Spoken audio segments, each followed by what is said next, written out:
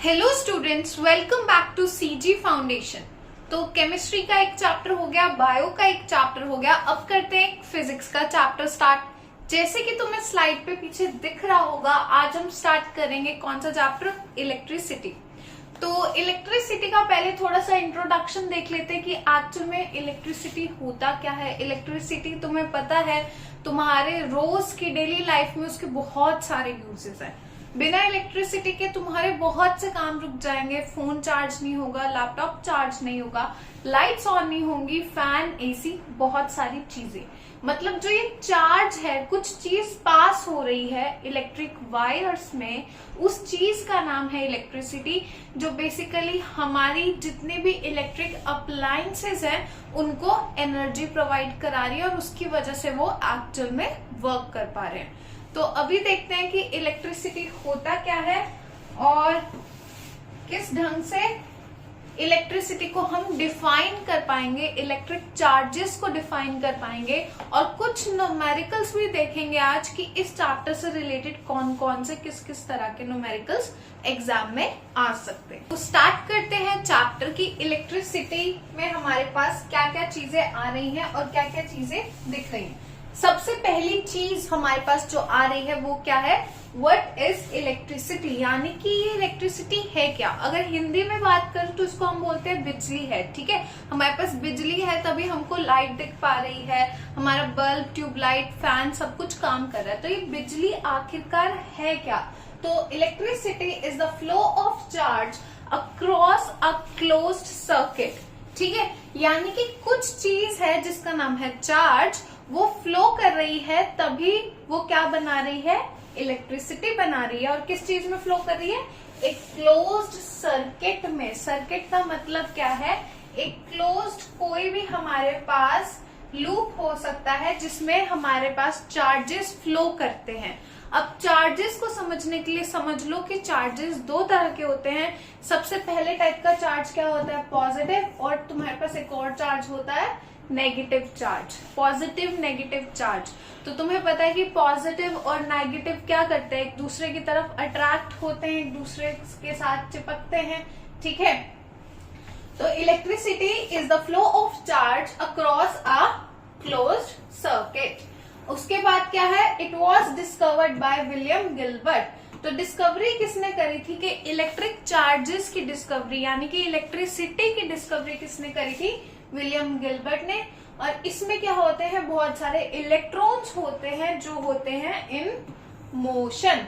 अब ये यहाँ पे एक सर्किट की तरह समझने के लिए कुछ बना हुआ है जिसपे तुम देख सकते हो कि एक्चुअल में इलेक्ट्रॉन्स कैसे फ्लो करते हैं। अगर केमिस्ट्री थोड़ा ध्यान करो तो हमारे पास प्रोटॉन्स होते हैं, इलेक्ट्रॉन्स होते हैं, एंड जो प्रोटॉन्स हैं वो होते हैं हमारे पास पॉजिटिवली चार्ज, और जो इलेक्ट्रॉन्स हैं वो होते हैं हमारे पास नेगेटिवली चार्ज। और हम बात कर रहे हैं किसकी? इलेक्ट्रॉन्स की। कि भाई इलेक्ट्रॉन्स हमारे पास ऑन होंगे, मूव करेंगे एक साथ बहुत सारे इलेक्ट्रॉन्स, तब उस चीज को, फ्लो ऑफ चार्ज को हम नाम देते हैं क्या? इलेक्ट्रिसिटी। ठीक है, electricity is a flow of charge, flow of electrons around a circuit. अब ये एक सर्किट है। अब सर्किट है क्या? सर्किट में हमारे पास है एक बैटरी, इस साइड पर एक बैटरी है और इधर मेरे पास एक बल्ब, लैंप, कुछ भी कह लो, वो लगा हुआ है। ठीक है, अब बैटरी से जब मेरे इलेक्ट्रॉन्स वन बाय वन करके फ्लो करेंगे किसकी तरफ? बल्ब की तरफ, तो क्या होगा? उसका जो फिलामेंट है वो लाइट प्रोड्यूस करेगा और उसकी वजह से हमें ये ट्यूबलाइट्स और बल्ब क्या दिखती है? ग्लो होते हुए दिखती है। तो आई होप कि तुम्हें समझ आया होगा कि अगर इलेक्ट्रिसिटी को डिफाइन करना है कि इलेक्ट्रिसिटी होती क्या है, तो इलेक्ट्रिसिटी क्या है? फ्लो ऑफ इलेक्ट्रॉन्स है इन अ क्लोज सर्किट। अगर सर्किट खुला हुआ होगा, कोई भी लूप है हमारे पास, अगर वो खुला हुआ है, यहाँ से खुला हुआ है या यहाँ पे बंद नहीं है, तो चार्जेस का फ्लो नहीं हो पाएगा, क्योंकि यहाँ पे आकर तो चार्ज रुक ही जाएगा, वो आगे फ्लो नहीं कर पाएगा और सर्किट में आगे जाके हमारे पास कोई भी इलेक्ट्रॉन्स या फिर इलेक्ट्रिसिटी नहीं पहुंच पाएगी। ठीक है, नेक्स्ट वी हैव, सबसे पहले समझने के लिए कि इलेक्ट्रिसिटी एक्चुअल में वर्क कैसे कर रही है सब्सटेंसेस पर, चीजों पर, या किस किस तरह के मटेरियल पर इजीली फ्लो हो रही है। तो सबसे पहले है हमारे पास कंडक्टर्स। ठीक है, तो कंडक्टर्स किस तरह के मटेरियल है, कंडक्टर्स पर कैसे फ्लो ऑफ चार्ज हो रहा है, यानी कि इलेक्ट्रिसिटी कैसे वर्क कर रही है, वो देखते हैं। तो ये क्या है, दे कैन कंडक्ट इलेक्ट्रिसिटी, क्योंकि इनके पास होते हैं फ्री इलेक्ट्रॉन्स। तो कंडक्टर्स हमारे पास वो मटेरियल्स या फिर वो सब्सटेंसेस हैं जो इजीली क्या कर सकते हैं, फ्लो ऑफ इलेक्ट्रॉन्स बहुत इजी हो जाता है, क्योंकि उनके पास बहुत सारे फ्री इलेक्ट्रॉन्स प्रेजेंट होते हैं ऑलरेडी। ठीक है, अब कंडक्टर क्या है, कोई भी मटेरियल जो अलाउ करता है इलेक्ट्रिक करंट को अपने से पास होने का, that is a conductor, that is a good conductor. ठीक है, अब देख लो कैसे है हमारे पास कंडक्टर है, जैसे कॉपर हो गया, एल्यूमिनियम हो गया, स्टील हो गया, या किसी भी तरह का एनी मेटल। ठीक है, तो metals are good conductors of electricity because उनके पास होते हैं फ्री इलेक्ट्रॉन्स, और उसकी वजह से फ्लो ऑफ चार्ज हमारे लिए इजी हो जाता है। ठीक है, आफ्टर कंडक्टर्स हमारे पास क्या है, नेक्स्ट चीज इंसुलेटर्स। तो इंसुलेटर्स क्या होते हैं, अगर इंसुलेटर्स को मैं डिफाइन करना चाहूं तो मैं कैसे डिफाइन करूंगी, उनके पास कोई भी मटेरियल जिसको अलाउ कर ही नहीं सकते हम कि इलेक्ट्रिक करंट उससे पास ऑन होगा, ऐसा मटेरियल जिससे इलेक्ट्रिक चार्ज पास ऑन नहीं हो सकता, दैट इज इंसुलेटर्स, बिकॉज उसके पास they does not have free electrons between their atoms, यानी कि इंसुलेटर में फ्री इलेक्ट्रॉन्स ही नहीं होते, तो फ्लो तो कैसे ही कर पाएंगे, जब प्रेजेंट ही नहीं है तो फ्लो नहीं कर पाएंगे। ठीक है, और क्यों नहीं होता, इसलिए हम इंसुलेटर को यूज करते हैं as a protective coating on wires. ठीक है, plastic is a good insulator, rubber is a good insulator, glass is a good insulator, wood भी है हमारे पास, और यहाँ पे कपड़ा भी है। अब यहाँ पे एक लाइन लिखी है बच्चों कि कैसे काम करता है एक इंसुलेटर, तो यहाँ पे लिखा है कि it work as a protective coating on wires. अगर तुमने अपने घर की वायरिंग देखी हो, चार्जर्स की वायरिंग देखी हो, या किसी भी चीज की वायर्स देखी हो, तो तुम्हें ये पता होगा कि वायर के अंदर का जो हिस्सा होता है ना, अगर ये वायर है, ठीक है, ये एक वायर है, और इस वायर के अंदर का हिस्सा है, तो उसमें से ऐसी कुछ वायर्स निकल रही होती हैं। ठीक है, और वो जो वायर्स निकल रही होती है वो किसकी बनी होती है, मेटल की। ठीक है, तो ये हिस्सा तो मेटल का बना हुआ है, और जो ये वाला हिस्सा है ना, ये जो हिस्सा है कवरिंग का, वो किसका बना है, नॉन मेटल, या फिर किसका क्या कह सकते हैं हम, इंसुलेटर का। ठीक है, या फिर नॉन मेटल का बना, या किसका, इंसुलेटर का। तो ये तो कंडक्ट नहीं कर सकता इलेक्ट्रॉन्स को और इलेक्ट्रिसिटी को, बट जो उसके अंदर मेटल है वो बहुत अच्छे से कंडक्ट कर सकता है इलेक्ट्रिक चार्जेस को और इलेक्ट्रॉन्स को। तो इसकी वजह से हम यूज करते हैं क्या, मेटल्स यूज करते हैं, ताकि इजी हो जाए हमारे लिए इलेक्ट्रिसिटी को पास ऑन करना। नेक्स्ट देखते हैं अब हम क्या हमारे पास, अब हमने देख लिया कंडक्टर, इंसुलेटर, दो तरह के मटेरियल्स होते हैं जो एक बहुत अच्छे से पास ऑन कर सकता है इलेक्ट्रिसिटी को, और एक ऐसा मटेरियल है जो अच्छे से पास ऑन नहीं कर सकता इलेक्ट्रिसिटी को। ठीक है, उसके बाद आता है हमारे पास इलेक्ट्रिक चार्जेस, क्योंकि हमने सबसे पहली स्लाइड पे पढ़ा था कि हमारा क्या है, इलेक्ट्रिसिटी फ्लो ऑफ चार्ज है, फ्लो ऑफ इलेक्ट्रॉन्स है। अब चार्ज के बारे में भी तो पता होना चाहिए कि एक्चुअल में चार्जेस क्या होते हैं, कैसे होते हैं। ठीक है, तो यहाँ पे हमारे पास है एक एक्टिविटी जो तुम्हारी बुक में भी है करने के लिए, देखने के लिए। तो एक एक्टिविटी है, अगर हमें ग्लास रोड को रब करे अगेंस्ट एनी सिल्क क्लॉथ, एक सिल्क का कपड़ा लिया, एक ग्लास की रोड ली, और उसको क्या किया, रब किया उसके अगेंस्ट। ठीक है, तो उसमें एक एबिलिटी आ जाएगी कि वो स्मॉल पार्टिकल्स को, पेपर फाड़ के, पेपर्स, स्कूल टाइम याद कर लो, जब तुम छोटे थे तो तुम सबने किया होगा ऑलमोस्ट, कि अगर प्लास्टिक का जो तुम्हारा स्केल था उसको रब करते थे तुम अपने सर पे, और फिर पेपर जो फटा हुआ था, पेपर के पीसेस फाड़ दिए, और उसको क्या किया, उससे अट्रैक्ट करने की कोशिश करी, और वो जो पेपर के पार्टिकल्स थे वो एक्चुअल में उस स्केल पर जाकर चिपक जाते हैं। ठीक है, तो वो किस रीजन की वजह से हो रहा है, वही सेम एक्टिविटी है कि जो पेपर के पार्टिकल्स थे वो क्या कर लेते हैं, एक्वायर कर लेते हैं इलेक्ट्रिक चार्ज। उस रबिंग की वजह से एक इलेक्ट्रिक चार्ज प्रोड्यूस होता है और पेपर के पार्टिकल्स भी एक्वायर कर लेते हैं वही सेम इलेक्ट्रिक चार्ज को। ठीक है, तो अब हमारे पास क्या है, दो तरह के चार्जेस हैं। सबसे पहला चार्जेस क्या है हमारे पास, और चार्जेस सेम टाइप के अगर होंगे तो रिपेल करेंगे। मैंने अभी तुम्हें बताया था कि अगर पॉजिटिव नेगेटिव होगा तो अट्रैक्ट करेगा, और अगर सेम टाइप के चार्जेस होंगे तो क्या करेंगे, रिपेल करेंगे। Two type of charges, positive and negative. Same charges क्या करेंगे, रिपेल करेंगे, और डिफरेंट टाइप्स के चार्जेस क्या करेंगे, एक दूसरे को अट्रैक्ट करेंगे। ठीक है, तो बेंजामिन फ्रैंकलिन ने नेम किए दो तरह के चार्जेस, पॉजिटिव एंड नेगेटिव। और इलेक्ट्रिक चार्ज क्या है, एक कंजर्व्ड क्वांटिटी है, यानी कि इलेक्ट्रिक चार्ज कंजर्व रहता है किसी भी सिचुएशन में। ठीक है, तो इलेक्ट्रिक चार्ज कंजर्व रहता है। इलेक्ट्रिक चार्ज को हम मेजर किस में करते हैं, किस यूनिट में मेजर करते हैं, तो उसकी यूनिट का नाम है कूलम्स, और उसको डिनोट करते हैं हम कैपिटल C से। ठीक है, और अगर हम क्वांटिसाइज करें अपने मल्टीपल्स ऑफ चार्जेस को तो क्या होगा, हमारे पास फंडामेंटल चार्ज कितना आता है, यहाँ पे तुम देख नहीं पा रहे होगे। क्या करें, क्वांटिसाइज करें चार्जेस को, हमें एक फंडामेंटल चार्ज की वैल्यू निकालनी हो तो वो कितनी होगी, यहाँ तुम्हें दिख नहीं रहा होगा, मैं लिख देती हूँ 1.6 into 10⁻⁻19 coulomb. One electric charge की वैल्यू क्या है, 1.6 इंटू 10⁻⁻19 कूलम। ठीक है बच्चों, उसके बाद देखते हैं क्या है, इलेक्ट्रिक चार्ज पढ़ लिया। अब हमारी आती है इलेक्ट्रिक करंट की। इलेक्ट्रिक करंट क्या होता है, तो इलेक्ट्रिक करंट है flow of electrons through a conductor. तो जो डिवाइस कॉज करता है flow of electrons through a conductor, उसका नाम है यहाँ पर सेल।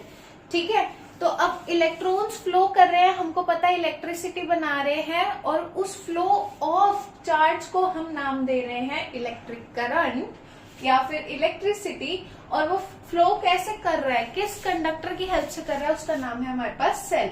अभी हम देखेंगे सेल क्या है, बैटरी क्या है, सब पता चलेगा तुम्हें।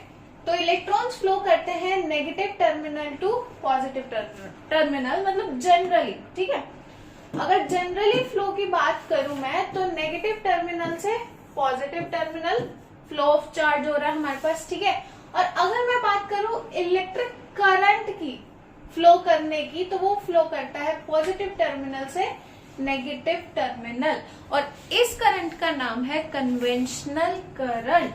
चार्जेस फ्लो करते हैं, यानी कि इलेक्ट्रॉन्स फ्लो करते हैं from negative to positive, but अगर मैं बात करूं इलेक्ट्रिक करंट की, तो वो फ्लो करता है from positive terminal to negative terminal, और उसको हम बोलते हैं कन्वेंशनल करंट। ठीक है बच्चों, उसके बाद क्या है नेक्स्ट चीज हमारे पास, इलेक्ट्रिक करंट को हम कैसे एक्सप्रेस कर सकते हैं। तो rate of flow of charge through a conductor or the quantity of charges flowing through a conductor in unit time, in per unit time, उसको हम बोल रहे हैं कि चलो इस पर यूनिट टाइम पे कितना भी चार्ज फ्लो कर रहा है उसको हम बोलेंगे कि वो हमारा करंट है, जो डिनोट होता है किससे, कैपिटल I से। ठीक है, और Q हमारा क्या है, क्वांटिटी ऑफ चार्ज, जितना भी चार्ज आ रहा है, 3 coulomb charge, 4 coulomb charge, that is Q। And उसके अपॉन में टाइम, किस टाइम पीरियड तक जा रहा है, कि अगर 5 मिनट तक मेरा 50 कूलम चार्ज जा चुका है, तो मुझे अगर करंट निकालना है कि टोटल करंट कितना है, तो 50/5 करके मैं निकाल सकती हूँ कि मेरा कितना करंट जा रहा है। तो अगर मैं बात करूं कि ऐसा यूनिट ऑफ इलेक्ट्रिक चार्ज क्या है, तो वो थी कूलम, हम ये पढ़ चुके हैं। उसके बाद अगर मैं बात करूं कि it is the charge contained in, यहाँ पे ये थोड़ा सा गलत लिखा है, इसकी वैल्यू है 6.25 इंटू 10⁻18। ठीक है, तो मतलब 1 कूलम ऑफ चार्ज में कितने इलेक्ट्रॉन्स हैं अगर कोई पूछे, तो उसकी वैल्यू है 6.25 इंटू 10⁻18। यहाँ पे दोबारा से लिख देती हूँ। ठीक है बेटा, उसके बाद क्या है हमारे पास, चार्ज की यूनिट थी हमारे पास कूलम, और अगर मैं बात करूं एसआई यूनिट ऑफ करंट की, तो उसकी एसआई यूनिट क्या होगी, उसकी एसआई यूनिट होगी हमारे पास एम्पियर। ठीक है, और कैपिटल ए से उसको क्या करेंगे, हम डिनोट करेंगे। ये यहाँ पे ठीक कर लेते हैं, सही नहीं दिख रहा है ये, तो इसको ठीक करते हैं हम लिखते हैं 6.25 इंटू 10⁻18। ठीक है, उसके बाद क्या है, 1 एम्पियर क्या है हमारे पास, करंट है फ्लोइंग थ्रू अ कंडक्टर, और उसमें क्या है, अगर 1 कूलम ऑफ चार्ज फ्लो कर रहा है थ्रू 1 सेकेंड, तो अगर कोई पूछे कि डिफाइन करो कि 1 एम्पियर का करंट फ्लो कर रहा है, तो उसको डिफाइन कैसे करोगे। अभी हमने पढ़ा कि इलेक्ट्रिक करंट को कैसे डिफाइन कर रहे हैं। इलेक्ट्रिक करंट क्या है, rate of flow of charge है थ्रू अ कंडक्टर, और गिवन टाइम की बात हो रही है। ठीक है, अब 1 एम्पियर का करंट गिवन है, तो हम क्या करेंगे, वही फॉर्मूला यूज करेंगे भाई। 1 एम्पियर का क्या है हमारे पास, करंट है, 1 एम्पियर 1 कूलम का चार्ज होगा, और 1 सेकेंड्स का टाइम होगा। ठीक है, तो 1 ampere is the current flowing through a conductor if 1 coulomb of charge flows through it in 1 second. Current को किस डिवाइस से या कैसे मेजर कर सकते हैं, तो उसका मेजरिंग डिवाइस है हमारे पास एमीटर। अभी एमीटर के बारे में पढ़ेंगे कि एमीटर क्या होता है, और ये हमेशा कनेक्टेड होता है किसमें, सीरीज में इन अ सर्किट। ठीक है बेटा, तो इलेक्ट्रिसिटी और इलेक्ट्रिक चार्ज, अब तक इलेक्ट्रिक करंट आई होप तुम्हें समझ आ गया होगा कि वो क्या होता है। यहाँ पे कट हुआ पड़ा है, इसको थोड़ा ठीक करते हैं कि क्या लिखा क्या हुआ है। ये यहाँ पे इलेक्ट्रिक लिखा था, इलेक्ट्रिक पोटेंशियल लिखा था यहाँ पे, इलेक्ट्रिक पोटेंशियल एट, हाँ जी, तो अगर इसको ठीक करना है, कर ही दिया। इलेक्ट्रिक पोटेंशियल क्या होता है, नेक्स्ट टॉपिक है। तो इलेक्ट्रिक पोटेंशियल को कैसे डिफाइन करेंगे, इलेक्ट्रिक पोटेंशियल को हम डिफाइन करेंगे कि वो work done in bringing a 1 unit positive charge from infinity to that particular point. मतलब एक पॉजिटिव चार्ज को कैरी करने का जितना टोटल वर्क डन है, दैट इज इलेक्ट्रिक पोटेंशियल। एक पॉइंट से दूसरे पॉइंट तक ले जाने में एक चार्ज की बात हो रही है। ठीक है, तो डेफिनेशन के साथ हम डिनोट करते हैं इलेक्ट्रिक पोटेंशियल को किससे, कैपिटल V से, और वर्क डन को करते हैं डिनोट हम कैपिटल W से। और चार्ज की बात हो रही है क्योंकि हम एक पॉजिटिव चार्ज को कैरी कर रहे हैं फ्रॉम 1 पर्टिकुलर पॉइंट। अगर ये A पॉइंट है और ये B पॉइंट है, और मुझे एक पॉजिटिव चार्ज को कैरी करके A से B तक लेके जाना है, तो जो भी टोटल मेरा वर्क डन है, जितना भी एफर्ट लग रहा है, उसकी बात हो रही है। तो V for electric potential, capital W हमारा वर्क डन, और Q फॉर माई चार्ज, कि मैं जो भी चार्ज को कैरी कर रही हूँ। अब वर्क डन हो गया bringing the charge from infinity, charge की बात हो गई, potential at that particular point. अब बात करते हैं SI unit of electric potential. तो हमें पता कि वर्क डन बाय क्यू था, वर्क डन बाय चार्ज था। तो वर्क डन की अगर यूनिट की बात करूं, एसआई यूनिट की बात करूं, तो वर्क डन की यूनिट क्या है मेरे पास, जूल होती है। यहाँ पे लिखा हुआ है जूल है, और चार्ज की यूनिट मेरे पास होती है कूलम। तो जूल बाय कूलम, या फिर हम उसको डिनोट कर सकते हैं किससे, वोल्ट से। और ये एक साइंटिस्ट के नाम के बाद डिस्कवर किया गया कि वोल्ट से भी हम डिनोट कर सकते हैं वोल्टेज। अगर तुमने सुना होगा कि कितनी वोल्टेज है, इलेक्ट्रिक पोटेंशियल बेसिकली हमारी वोल्टेज है, कितना चार्ज को वर्क डन लग रहा है कैरी करने में किसी भी पर्टिकुलर पॉइंट से। बट यहाँ पे बात हो रही है किसकी, इन्फिनिटी। ठीक है, तो वो नेम्ड आफ्टर ए वोल्टा, जो साइंटिस्ट थे उनके नाम के बाद हम वोल्ट भी यूज करते हैं as a SI unit for electric potential. After electric potential हमारे पास आता है क्या, पोटेंशियल डिफरेंस। अब पोटेंशियल डिफरेंस क्या होता है वो देखते हैं। Between 2 points A and B, अभी मैंने तुम्हें बताया था, A of a conductor is the amount of work done to move a unit charge from A to B।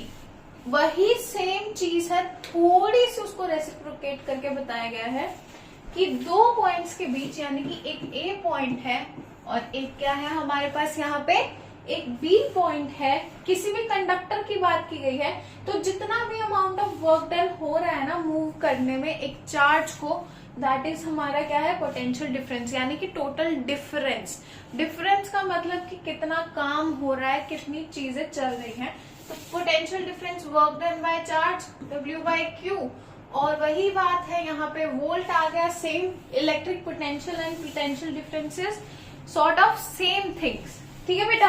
अब 1 वोल्ट क्या है, हमारा पोटेंशियल डिफरेंस है जब वर्क होगा 1 जूल, और किस में होगा हमारे पास 1 कूलम के चार्ज के साथ। अगर डिफाइन करना हो व्हाट इज 1 वोल्ट, तो उसको डिफाइन करेंगे जब 1 जूल का काम हो रहा हो, यानी कि एक चार्ज को, एक कूलम के चार्ज को कैरी करने के लिए कितना वर्क डन लग रहा है, 1 जूल ऑफ वर्क डन लग रहा है। अब पोटेंशियल डिफरेंस को मेजर करते हैं हम किसमें, वोल्ट मीटर में। ठीक है, ये डिवाइस है जो यूज होता है किसको देखने में, किसको, पोटेंशियल डिफरेंस को मेजर करने में, दैट इज वोल्ट मीटर। और अगर करंट को मेजर करने की बात करूं तो वो एमीटर था। ठीक है, और ये ऑलवेज कनेक्ट होता है किसमें, पैरेलल वे में। अब सीरीज पैरेलल तुमने सुना, अब ये होता क्या है वो भी जानेंगे आगे। ठीक है, उसके बाद है हमारे पास इलेक्ट्रिक सर्किट। तो इलेक्ट्रिक सर्किट क्या होता है, अभी सर्किट की बात कर रहे थे, फर्स्ट स्लाइड में ही था कि एक क्लोज सर्किट में हमारे इलेक्ट्रॉन्स या फिर हमारा चार्ज फ्लो करता है। तो यहाँ है इलेक्ट्रिक सर्किट। अभी देखते हैं कि इलेक्ट्रिक सर्किट एक्चुअल में होता क्या है। सुन तो लिया, पढ़ लेते हैं। तो it is a continuous and close path of an electric current, यानी कि वो पाथ जिसमें हमारा इलेक्ट्रिक चार्ज मूव कर रहा है, इलेक्ट्रिक करंट मूव कर रहा है, उस पाथ का नाम है, और वो क्या है, बिल्कुल क्लोज है और क्या है, कॉन्टिन्यूअस है। ठीक है, अभी स्कीमेटिक डायग्राम है हमारे पास इलेक्ट्रिक सर्किट के, जिसके पास क्या है, एक तो सेल है हमारे पास, ठीक है, एक इलेक्ट्रिक बल्ब है, एमीटर है, और क्या है, प्लग की है। प्लग की बेसिकली स्विच है ऑन ऑफ करने के लिए। ठीक है, अब जैसे तुम्हारे पास ये बोर्ड्स लगे होते हैं, उनमें स्विचेस होते हैं ना ऑन ऑफ करने के लिए। ट्यूबलाइट कैसे ऑन करनी है, स्विच ऑन किया, स्विच ऑफ किया, तो दैट इज आवर प्लग की। ओके, तो अब हमारे पास नॉर्मल सर्किट यहाँ दिख रहा है, और उसको अगर डिफाइन करना हो हमें सिंबॉलिक फॉर्म में, तो ये सिंबॉलिक फॉर्म है। अभी सिंबल्स में बताऊंगी बेटा कि सिंबल्स कैसे कैसे होते हैं और किस पर्टिकुलर डिवाइस के लिए कौन सा सिंबल यूज हो रहा है, बल्ब के लिए कौन सा सिंबल यूज हो रहा है सर्किट बनाने के लिए। ठीक है, तो ये रहा हमारे पास एक बल्ब, ये रेजिस्टर है। रेजिस्टर भी कुछ चीज है जो यूज होती है, कहाँ पे, घरों में यूज होती है, हर जगह यूज होती है, अभी आगे पढ़ोगे। ठीक है, उसके बाद क्या है, ये हमारा स्विच है जिससे ऑन ऑफ कर सकते हैं हम। ठीक है, और ये क्या है, हमारे पास बैटरी है। बहुत सारे सेल है ना, सेल जोड़ के बनता है बैटरी। एक सेल, जैसे हमारे बायो में सेल जोड़ के टिश्यू बनता है ना, वैसे फिजिक्स में एक सेल, 2 सेल, 3 सेल जोड़ के बनती है एक बैटरी। ठीक है, तो फ्लो ऑफ चार्ज हो रहा है बैटरी से, और स्विच ऑन ऑफ की वजह से हमारे पास क्या आ रहा है, बल्ब में लाइट आ रही है। ठीक है बेटा, उसके बाद आगे फाइनली हमारे पास सिंबल्स ऑफ कंपोनेंट्स जो भी यूज होते हैं इलेक्ट्रिक सर्किट को बनाने में। अब अलग अलग तरह के इलेक्ट्रिक सर्किट प्रेजेंट होते हैं, अलग अलग तरह की नीड्स रिक्वायरमेंट्स के अकॉर्डिंगली फॉर्म किए जाते हैं। बट हमें अगर डायग्राम्स बनाने हैं, डायग्रामेटिकली रिप्रेजेंट करना है, या हमारे पास कोई न्यूमेरिकल्स फॉर्म में आते हैं और ऐसे ही सिंबल्स आते हैं, तो हमें पता होना चाहिए ना कि कौन सा सिंबल क्या चीज को डिनोट कर रहा है। ठीक है, सबसे पहला एक इलेक्ट्रिक सेल। तो इलेक्ट्रिक सेल को कैसे डिनोट कर सकते हैं या कैसे बता सकते हैं, ब्लू ही ले लेती हूँ मैं। इलेक्ट्रिक सेल को कैसे डिनोट कर सकते हैं, तो एक इलेक्ट्रिक सेल में हम क्या करेंगे, एक लॉन्ग वायर जो डिनोट करेगी पॉजिटिव, और एक short wire, short line denote करेगी नेगेटिव को। This is our electric cell. अब बैटरी क्या है, कॉम्बिनेशन ऑफ सेल्स होती है, तो वही positive negative, positive negative, positive negative, positive negative, इनको सीरीज में अरेंज करेंगे एक साथ, तो हमारी बन जाएगी सेल्स को अरेंज करने के बाद बैटरी। प्लग की या फिर स्विच, अगर प्लग या स्विच ओपन है तो उसको हम ऐसे नॉर्मली डिनोट करेंगे। ठीक है, और अगर हमारे पास प्लग की या स्विच क्लोज है तो बस कुछ नहीं करना, जो हमारे पास पहले वाली ओपन थी ना उसमें क्या करना है, हमने एक डॉट लगा देंगे तो हमारा की या फिर प्लग क्या हो जाएगा, क्लोज हो जाएगा। उसके बाद क्या है, अ वायर जॉइंट, कि एक वायर से दूसरी वायर जुड़ रही है एक जगह पे, तो इस तरह से एक वायर का जॉइंट लग जाएगा। ठीक है, उसके बाद क्या है, wires crossing without joining, cross कर रही है एक वायर के ऊपर दूसरी वायर जा रही है बट वो ज्वाइन नहीं हो रही है इस पर्टिकुलर वायर से, तो ये फर्स्ट वायर और ये जा रही है जो मेरी सेकेंड वायर। ठीक है, उसके बाद है इलेक्ट्रिक बल्ब, तो कैसे भी डिनोट कर सकते हो, वैसे it's easy to draw this, तो इलेक्ट्रिक बल्ब को आप ऐसे सिंबॉलिक रिप्रेजेंटेशन दे सकते हो। ठीक है, उसके बाद क्या है, एक resistor of resistance R, capital R का रेजिस्टेंस है, तो रेजिस्टर एक डिवाइस है जो हम यूज करते हैं कुछ चीजें देखने के लिए, अभी बताऊंगी, अभी नहीं बता रही, बस उसका सिंबल क्या है, ऐसा। ठीक है, उसके बाद क्या है, वेरिएबल रेजिस्टेंस या रियोस्टैट को हम कैसे यूज करते हैं, उसी रेजिस्टर के ऊपर एरो लगा के। ठीक है, एमीटर को अगर डिनोट करना हो तो एमीटर क्या था हमारे पास, करंट को काउंट करने के लिए, मेजर करने के लिए। ठीक है, तो ए से डिनोट किया एमीटर, और पॉजिटिव और नेगेटिव चार्ज भी, क्योंकि इलेक्ट्रिक करंट तो पॉजिटिव से नेगेटिव की तरफ ही जाता है, कन्वेंशनल करंट, अगर याद करो। बात करूं वोल्ट मीटर की, तो वो भी कुछ एमीटर से मिलता जुलता ही है इस ढंग से। ठीक है, तो ये इलेक्ट्रिक सिंबल्स अच्छे से एक बार देख लेना ताकि तुम्हें दिक्कत ना आए पहचानने में कि कौन सा सर्किट क्या चीज फॉर्म कर रहा है। उसके बाद नेक्स्ट चीज देखते हैं, वोल्ट मीटर।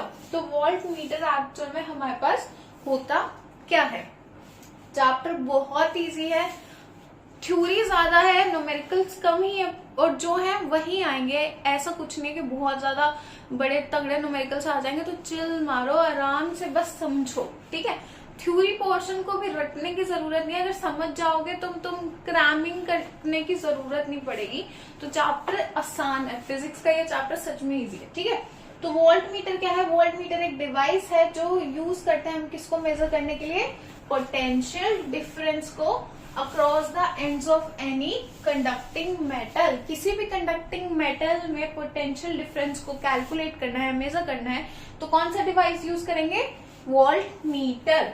अब ये क्या है, इसमें बहुत ज्यादा रेजिस्टेंस होती है, रेजिस्टेंस का मतलब है रुकावट, बेसिकली रेजिस्टर क्या है, रुकावट देना या रेजिस्टेंस देना, रोक देना। ठीक है, तो कोई भी करंट फ्लो कर रहा है और हर डिवाइस को अलग लेवल का या अलग वोल्टेज का करंट चाहिए। ठीक है, कोई डिवाइस है जिसको सिर्फ 20 एम्पियर करंट चाहिए और एक ऐसा डिवाइस है जिसको 50 एम्पियर चाहिए। मैंने बताया जैसे कि हर डिवाइस को क्या चाहिए, रेजिस्टेंस के बारे में, कि हर डिवाइस को क्या चाहिए, अलग वोल्टेज का, अलग लेवल का करंट चाहिए। ठीक है, तो वो लेवल का करंट हर डिवाइस को उतना ही करंट मिले, उसका रोक रखने का काम किसका है, रेजिस्टर का काम है, और वो प्रोवाइड करता है high resistance. Volt meter provide करता है रेजिस्टेंस। अब यहाँ पे ऐसा दिखता है एक वोल्ट मीटर, एक्चुअल में कैसा दिखता है, ऐसा दिखता है। ठीक है, लैब्स में अगर तुमने देखा होगा, और लैब वाला थोड़ा सा ऐसा दिखता है, ये न्यू वोल्ट मीटर है, पुराने वोल्ट मीटर यहाँ पे भी होता था। ठीक है, अब क्या है हमारे पास, ये एक सर्किट है, ये रेजिस्टर है, और क्या है, लोड पड़ रहा है, लोड यानी कि वोल्टेज आ रहा है, इलेक्ट्रिक पोटेंशियल क्या है, बहुत ज्यादा है, बहुत हाई है, तो उसको लोड को कंट्रोल करने में वोल्टेज तो हम वोल्ट मीटर से क्या कर लेंगे, कैलकुलेट कर लेंगे। और रेजिस्टेंस हेल्प करता है किसमें, कि पर्टिकुलर अमाउंट ऑफ करंट ही या वोल्टेज ही पास हो पाए। ठीक है, उस डिवाइस को जितना चाहिए उससे ज्यादा ना जाए उसके पास। नेक्स्ट हमारे पास है एमीटर। तो एमीटर क्या करता है, कैलकुलेट या मेजर्स करंट, ये हमने पढ़ लिया। और इसकी अरेंजमेंट हमने कैसे पढ़ी थी, अरेंजमेंट होती है इसकी कैसे, अरेंजमेंट इन सीरीज, तो ये सीरीज में लगता है। अब सीरीज और पैरेलल अलग अलग तरह से हम सर्किट पे रेजिस्टर को या फिर एमीटर को, वोल्ट मीटर को लगा सकते हैं, वो अरेंजमेंट है। अभी बताऊंगी कैसे अरेंजमेंट होती है। ठीक है, तो ये एमीटर है, इस तरह का कुछ दिखता है, और अगर करंट फ्लो करेगा तो ये क्या है, इसकी जो निडल है ना, इसमें डेविएशन आएगी। ठीक है, कि कितना एम्पियर ऑफ करंट फ्लो कर रहा है। उसके बाद क्या है हमारे पास, उसके बाद है next topic resistance and Ohm's law. तो अब हम इतनी देर से सुन रहे थे कि रेजिस्टर होता है, रेजिस्टेंस होता है, अब देखते हैं कि एक्चुअल में होता कैसे और क्या वर्क है, क्या फंक्शन है इसका। ठीक है, तो सबसे पहली चीज हम पढ़ने जा रहे हैं ओम्स लॉ। ओम्स लॉ इस चैप्टर का बहुत इंपॉर्टेंट टॉपिक है और उस पर बहुत सारे क्वेश्चंस आते ही आते हैं, बोर्ड्स में आते हैं, तो थोड़ा सा ध्यान से पढ़ना, थोड़ा सा ध्यान से इस पर गौर करना। ठीक है, तो ओम्स लॉ स्टेट करता है कि the voltage across a conductor is directly proportional to current flowing through it, यानी कि जितना भी वोल्टेज फ्लो कर रहा है वो डायरेक्टली प्रोपोर्शनल है किसके, करंट के। ठीक है, provided all physical conditions and temperatures remain constant, यानी कि कोई भी कंडीशन हो, कोई भी टेम्परेचर प्रेशर पे वो कैसे रहने वाला है, फिजिकल कंडीशंस यानी कि प्रेशर हो गया, टेम्परेचर हो गया, हीट हो गई, वो सेम ही रहने वाला है। और जो हमारा वोल्टेज है वो क्या है, डायरेक्टली प्रोपोर्शनल है किसके, हमारे करंट के, यानी कि आई के। अब ओम्स लॉ है क्या, यहाँ पे कुछ ग्राफ्स हैं, ग्राफिकली अगर उसको रिप्रेजेंट करना हो। अब यहाँ पे पता है कि डायरेक्टली प्रोपोर्शनल है, तो प्रोपोर्शनल का साइन हटाने के लिए हम हर जगह पे हमेशा यूज करते हैं कोई ना कोई कांस्टेंट। अब ये बात हो रही है रेजिस्टर की, रेजिस्टेंस की, तो हम यूज करेंगे कांस्टेंट जो डिनोट होता है किससे, कैपिटल आर से। तो V equals to I R या फिर आर आई। ठीक है, और यहीं पे ये लिखा है V equals to I R. ठीक है, ये हमारा क्या था, ओम्स लॉ था, ये उसकी डेफिनेशन थी। तुम कैसे डिफाइन कर सकते हो कि कितना वोल्टेज किसी भी कंडक्टर में अक्रॉस क्या हो रहा है, जा रहा है, वो हमेशा क्या होगा, डायरेक्टली प्रोपोर्शनल होगा वोल्टेज किसके, करंट के। ठीक है, किसी भी कंडक्टर की अगर बात कर लो तो। उसके बाद क्या है हमारे पास, ग्राफिकली अगर ओमिक डिवाइसेस को बताएं, ओमिक मतलब जो ओम्स लॉ को फॉलो करते हैं। ठीक है, जो भी डिवाइसेस ओम्स लॉ को फॉलो करते हैं दैट आर ओमिक डिवाइसेस। तो क्या होगा हमारे पास, ये रहा करंट। ठीक है, पता नहीं तुम्हें क्लियर दिख रहा है या नहीं, बट ठीक है, ये हमारा करंट का है। ठीक है, ये स्लोप हमारा वोल्टेज का है, ये स्लोप किसका है, करंट का, और ये वोल्टेज का, और ये कैसे जा रहा है, ऐसे। ठीक है, यानी कि आर कैसा रहेगा किसी भी टाइम पीरियड पर, और फिजिकल अगर कंडीशंस है तो कांस्टेंट रहने वाला है। बट अगर मैं बात करूं नॉन ओमिक डिवाइसेस की, मतलब वो डिवाइसेस जो ओम्स लॉ को फॉलो नहीं करते हैं, तो उस पर आर कांस्टेंट नहीं रहेगा। ये सेम हमारा करंट का स्लोप, ठीक है, और ये स्लोप है मेरा किसका, वोल्टेज का। तो अब मेरे पास जो रेजिस्टेंस है ना वो डेविएट करेगा। ठीक है, यहाँ पे कांस्टेंट है। ठीक है, अगर करंट बढ़ रहा है, वोल्टेज बढ़ रही है, तो आर भी बढ़ेगा, लेकिन यहाँ पर डेविएशन है, वो बढ़ भी सकता है और घट भी सकता है। ओमिक और नॉन ओमिक का आई होप कि तुम्हें डिफरेंस समझ में आ गया।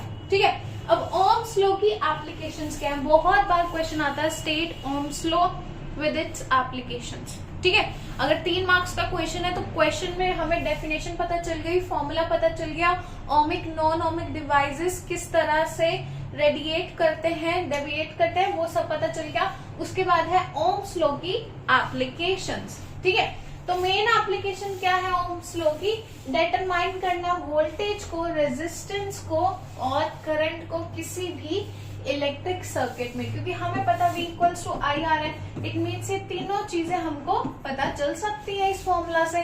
ठीक है, उसके बाद क्या है, ओम्स लॉ मेंटेन करता है डिजायर्ड वोल्टेज को, यानी कि जो भी हमारी डिजायर्ड वोल्टेज ड्रॉप है, ठीक है, उस अक्रॉस एनी इलेक्ट्रिक कंपोनेंट, उसको भी मेंटेन करके रखता है। अगर हमारी वोल्टेज कम भी चल रही है तो करंट भी उसी हिसाब से फ्लो करेगा ना। ठीक है, अगर वोल्टेज कम है तो करंट भी उसी हिसाब से थोड़ा कम फ्लो करेगा।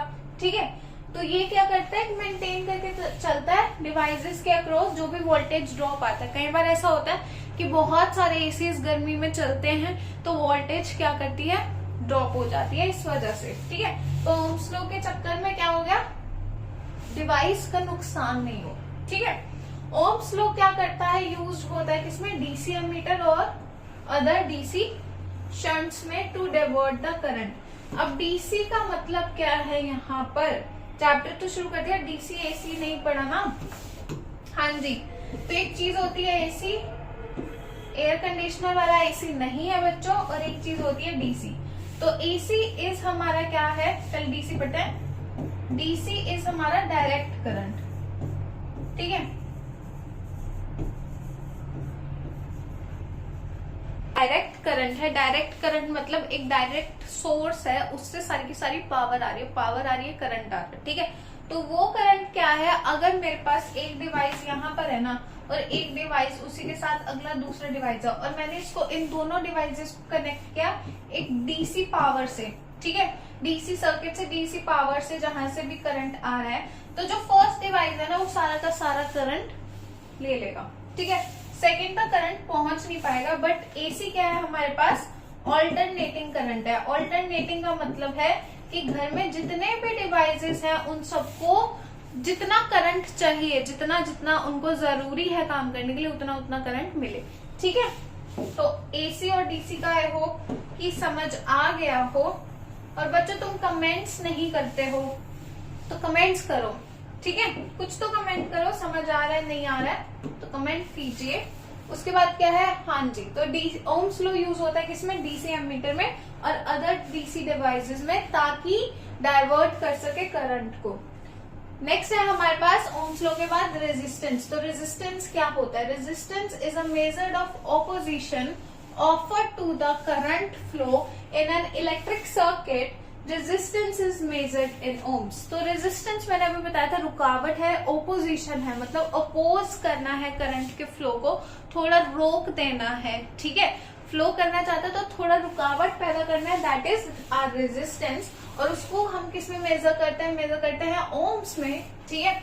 और सारे के सारे ऑल मटेरियल्स रेजिस्ट करके current flow up to some degree, मतलब जितने भी मटेरियल्स हैं ना दुनिया में, हर किसी का रेजिस्टेंस क्या हुआ, अलग हुआ, मतलब कुछ सम डिग्री तक कर सकते हैं, कुछ बहुत ज्यादा डिग्री तक रेजिस्टेंस प्रोवाइड करा सकते हैं। All materials fall into one of the two broad categories, पहला है कंडक्टर और दूसरा है इंसुलेटर। दो ही कैटेगरीज थी, वो हम ऑलरेडी स्टार्टिंग में पढ़ के आ चुके हैं चैप्टर में, ठीक है।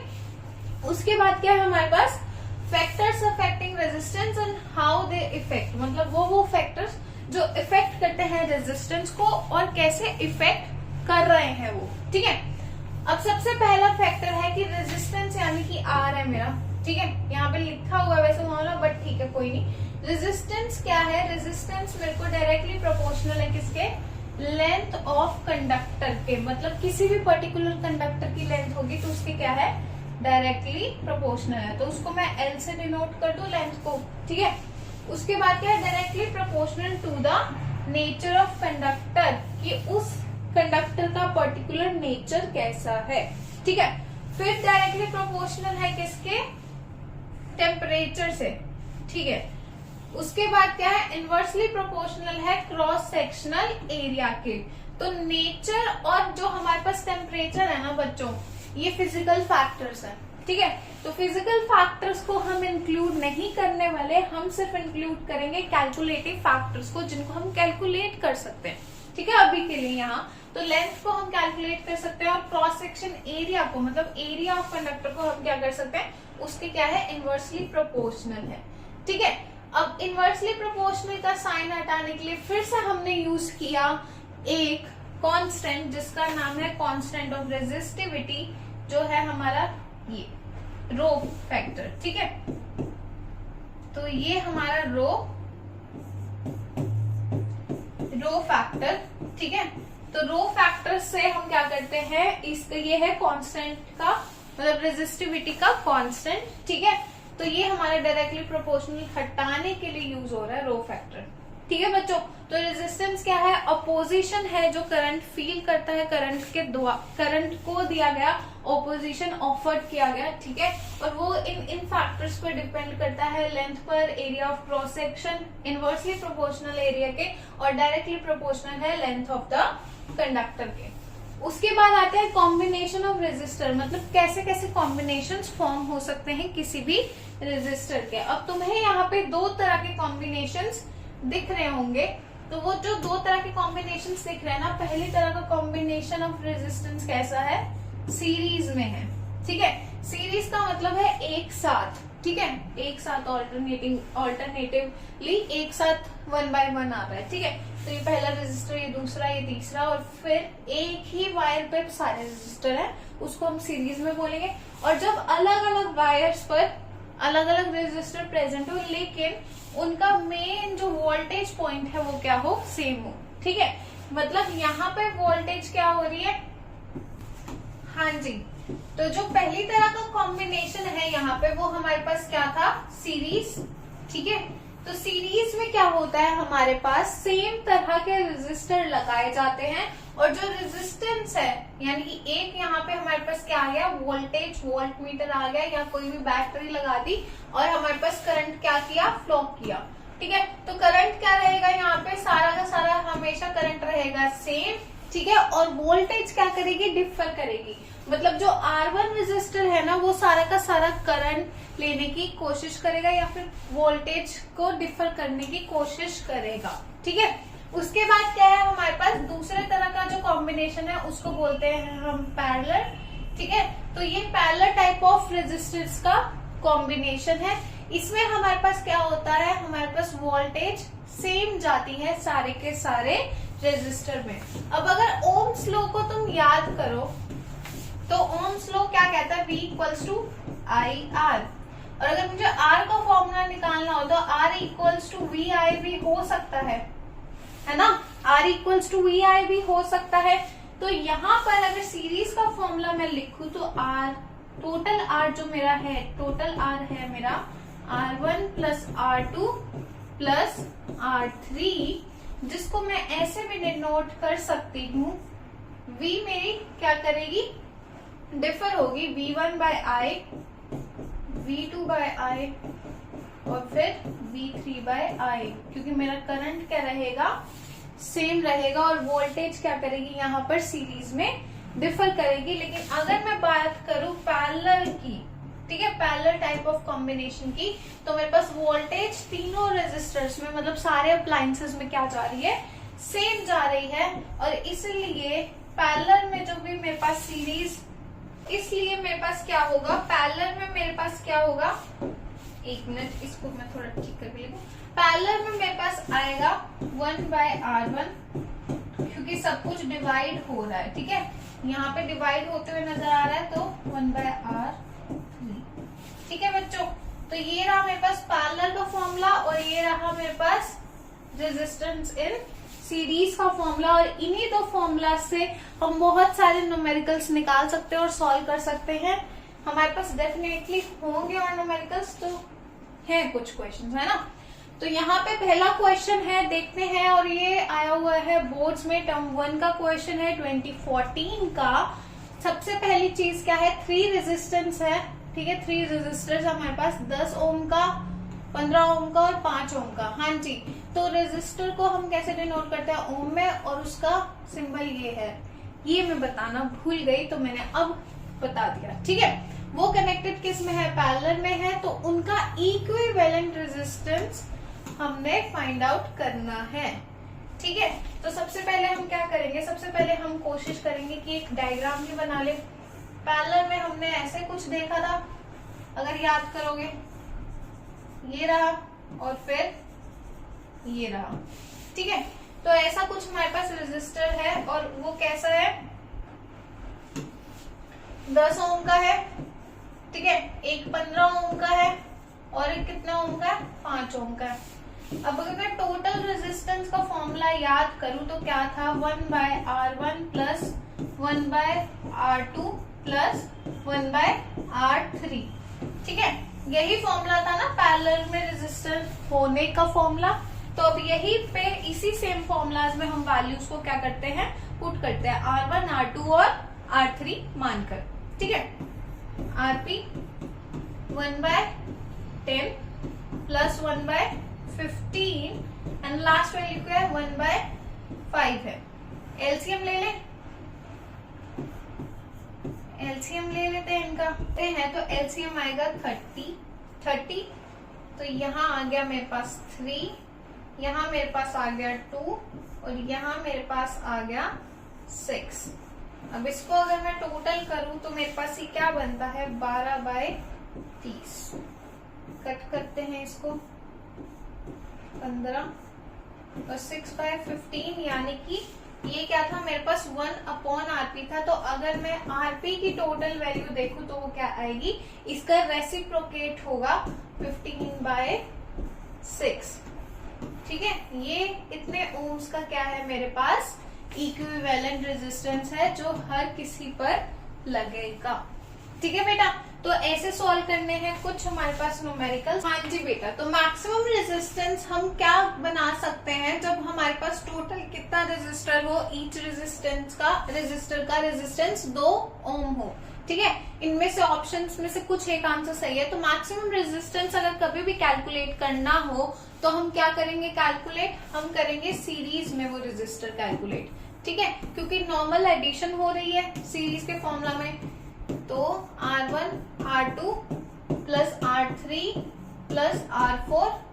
ठीक है, 4 रेजिस्टर है, 2-2 ओम के हैं, छोटी सी कैलकुलेशन 8 ओम, आंसर आ गया, यानी कि दिस आंसर इज करेक्ट। ठीक है, तो अगर मैक्सिमम रेजिस्टेंस निकालना और हमें गिवन हो किसी भी मतलब सारे रेजिस्टर्स का रेजिस्टेंस, तो उसको क्या करने का है, हमको सिर्फ सीरीज में लिख के कैलकुलेट करना है। ठीक है, एक और क्वेश्चन, तो 3 रेजिस्टर हैं किसके, 3 ओम ईच के, वो कनेक्टेड हैं किससे, 3 वोल्ट की बैटरी से, जैसा कि हमें दिख रहा है यहाँ पे। हमें कैलकुलेट करना है current drawn from the battery. ये 2017 में बोर्ड में आया हुआ है टर्म 1 में। ठीक है, पहले देख लेते हैं कि हमारे पास जो ये रेजिस्टर्स हैं ये किस ढंग से अरेंज्ड हैं। तो यहाँ से सेम वायर आई और फिर क्या हो गई, डिवाइड हो गई। लेकिन अगर मैं यहाँ देखूं तो ये 2 रेजिस्टर्स, इनका नाम देते हैं R1 और R2। ठीक है, ये कैसे हैं, ये सीरीज में, और जो R3 है वो इसके सम के साथ, R1 और R2 के सम के साथ किस में है, पैरेलल में। तो पहले सॉल्व करते हैं सीरीज वाले रेजिस्टर्स को। ठीक है बेटा, तो R1 plus R2, R star बोल देते हैं इसको। ठीक है, R स्टार वाला रेजिस्टर है, 3-3 ओम के हैं, तो R स्टार की वैल्यू कितनी आ गई, 6 ओम आ गई मेरे पास। ठीक है, अब ये जो R स्टार था 6 ओम का मेरे पास, वो पैरेलल में किसके साथ है, R3 के साथ है। तो यहाँ पे मैं फॉर्मूला लगाऊंगी किसका, पैरेलल वाले रेजिस्टेंस का। ठीक है, तो 1/6 प्लस 1/3। ठीक है, अब इसका क्या लेंगे हम, एलसीएम लेंगे, 1 प्लस 2 यानी कि 3/6 यानी कि 1/2, और 1/RP था यहाँ पे और 1/2 था, यानी कि RP आ गया 2 ओम का। ठीक है, यानी कि मेरे पास जो टोटल रेजिस्टर आया, मेरे पास R स्टार और R3 को बना के जोड़ के वो क्या आया, 2 ओम का रेजिस्टर आया। अब मैं इस सर्किट को दोबारा बनाऊं अगर, तो मेरे पास एक रेजिस्टर है यहाँ पे, एक मेरे पास की है, और यहाँ पे मेरे पास क्या है, 3 वोल्ट की बैटरी लगी हुई है। ठीक है, और ये 2 ओम का क्या है मेरे पास रेजिस्टर है। मेरे पास क्या है, वोल्टेज है, रेजिस्टर है, और मुझे क्या कैलकुलेट करना था, करंट कैलकुलेट करना था। तो अगर तुम्हें याद हो, अभी हमने कुछ पढ़ा था, वो था ओम्स लॉ। ठीक है, यहाँ पे दिखाऊं करके, यहाँ पे हमने पढ़ा था क्या, ओम्स लॉ, तो वो था V = IR, और मुझे कैलकुलेट करना है I, इसका मतलब है V/R हो जाएगा। ठीक है, तो वोल्टेज है 3 वोल्ट और रेजिस्टेंस क्या है, 2 वोल्ट। ठीक है, तो आ गया मेरे पास आए 1.5 समथिंग एम्पियर। ठीक है, तो करंट निकाल दिया हमने। इस ढंग से बेटा जी आपके पास बहुत सारे क्वेश्चंस आएंगे बोर्ड्स में, तो आप ऐसे सॉल्व कर सकते हो। मतलब आपको 2 अलग अलग कॉम्बिनेशंस दिए जाएंगे, सीरीज भी दिया हुआ है हमें यहाँ पे, फिर हमारे पास वो सीरीज में सॉल्व करने के बाद हमने पैरेलल में सॉल्व किया, और फिर यूजिंग ओम्स लॉ हमने क्या कर लिया, हमारा फाइनली करंट को निकाल दिया। ठीक है, next we have EMF and terminal voltage. तो हम चैप्टर के बिल्कुल समाप्ति पे हैं अभी। तो ईएमएफ क्या होता है, ईएमएफ होता है the potential difference between the 2 terminals of a cell when there is no current flowing through the circuit, यानी कि तब उस पीरियड का, उस पर्टिकुलर टाइम पीरियड का पोटेंशियल डिफरेंस जब कोई भी करंट फ्लो कर ही नहीं रहा है सर्किट में, मतलब कि हमारी क्या है, बंद है। ठीक है। टर्मिनल वोल्टेज क्या होती है, तो वो होती है the potential difference between the two terminals of a cell when current is flowing through the circuit. EMF होती है जब हमारे पास कोई करंट फ्लो नहीं कर रहा है, ठीक है, सर्किट में। और टर्मिनल वोल्टेज वो होती है जब सेल्स में क्या हो रहा होता है, करंट फ्लो कर रहा होता है। ठीक है, ये डेफिनेशन ही आती है बहुत बार। लास्ट टॉपिक है हमारे पास इलेक्ट्रिक एनर्जी। इलेक्ट्रिक सर्किट पढ़ लिया, पोटेंशियल डिफरेंस पढ़ लिया, इलेक्ट्रिक चार्ज पढ़ लिया, insulator, conductor, Ohm's law, resistance, सब कुछ, वोल्ट मीटर, एमीटर कवर हो चुका है। लास्ट टॉपिक है हमारे पास इलेक्ट्रिक एनर्जी। तो it is the work done to maintain the flow of current in a conductor. Electric energy वो वर्क डन है जिसकी वजह से फ्लो ऑफ करंट क्या रहता है, मेंटेन रहता है। उसको डिनोट करते हैं हम W से, ठीक है, यानी कि वर्क डन, और Q बाय V। अब Q है हमारा चार्ज और V क्या है, हमारी वोल्टेज है। ठीक है, अब वहां पे Q को हम I बाय T भी लिख सकते हैं, अगर याद करो तुम, I into T, sorry, I into T भी लिख सकते हैं, है ना, क्योंकि Q का मतलब ही क्या होता है, I करंट का मतलब क्या था हमारे पास, Q बाय T था। ठीक है, चार्ज बाय टाइम था। ठीक है, तो हम Q को I बाय T भी लिख सकते हैं। तो इसी वजह से मेरे पास क्या आ गया, W equals to I T and V, जहां पे V की वैल्यू मैं ओम्स लॉ से उठा के लिख सकती हूँ IR, और इसीलिए I2RT। V की वैल्यू उठाऊं ओम्स लॉ से, IT,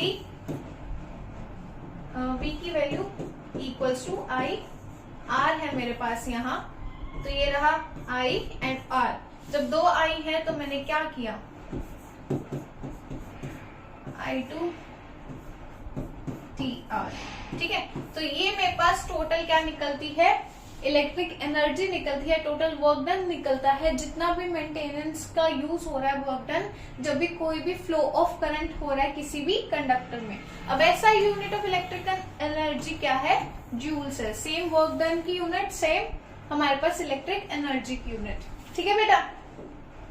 and now last topic है ये, बिल्कुल लास्ट वाला, heating effect and electric power. तो हीटिंग इफेक्ट भी होता है करंट का, अगर तुमने नोटिस किया हो, इलेक्ट्रिक सर्किट की वजह से बहुत सारी चीजें हीटअप होती है, जैसे प्रेस हो गई हमारे पास, ठीक है, जैसे कपड़े प्रेस करते हैं वो हीटअप होती है। अगर फोन ज्यादा देर तक यूज कर लो तो फोन भी क्या हो जाता है, हीटअप हो जाता है। ठीक है, और उसके बाद क्या हमारे पास लैपटॉप हो गया, बहुत सारी चीजें जो हीटअप हो जाती है जब हमारे पास इलेक्ट्रिक चार्ज बहुत देर तक और बहुत ज्यादा स्पीड से फ्लो कर रहा होता है। ठीक है, उसमें हमारे पास आता है हीटिंग इफेक्ट ऑफ करंट में सबसे पहले जूल्स लॉ। तो उसमें क्या होता है, हीट डायरेक्टली प्रोपोर्शनल है किसके, स्क्वायर ऑफ करंट के।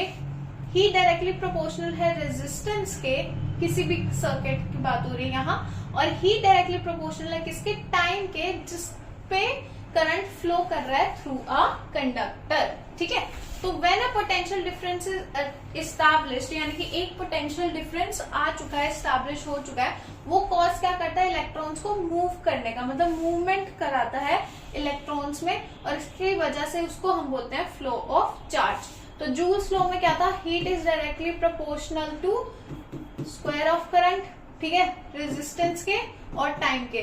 और अगर याद करो जूल्स लॉ अभी तुमने लिखा है W इक्वल्स टू I2TR, तो ये एक तरह का जो हमने इलेक्ट्रिक एनर्जी थी वही हमारे पास क्या है, जूल्स लॉ है। ठीक है, अभी तुमने पढ़ा है, सेम चीज पढ़ी है, इलेक्ट्रिक और हीट एनर्जी और जो तुम्हारे पास इलेक्ट्रिक एनर्जी है वो तुमने सेम पढ़ी है।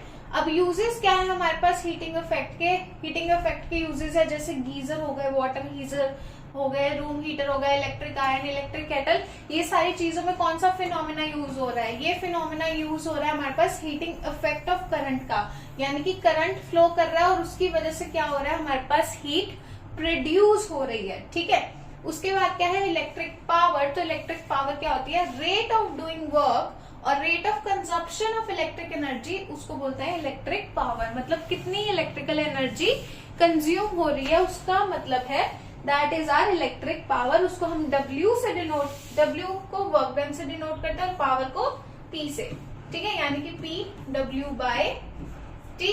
उसके बाद क्या है, SI यूनिट क्या है पावर की, हमारे पास वॉट है, ठीक है। और अगर 1 वॉट को डिफाइन करना हो तो 1 एम्पियर ऑफ करंट कितना फ्लो किया है किसी भी पोटेंशियल डिफरेंस का, दैट इज 1 वोल्ट, ठीक है। उसके बाद क्या है, commercial unit of electrical energy है किलोवाट आर, ठीक है। और 1 किलोवाट आर में हमारे पास कितने जूल्स होते हैं, 3.6 इंटू 10⁻⁶, ये 10⁻⁶ है, ठीक है।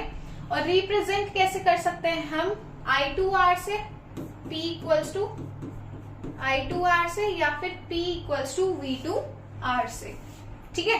तो ये फॉर्मूला को ओपन ही किया हुआ है क्योंकि यहाँ पे तुमने अभी वर्क डन का फॉर्मूला पढ़ा है ना, ये वाला फॉर्मूला, तो इसी सेम फॉर्मूला को यूज करके हमने इलेक्ट्रिक पावर का भी आगे रिप्रेजेंटेशन फॉर्मूला निकाला।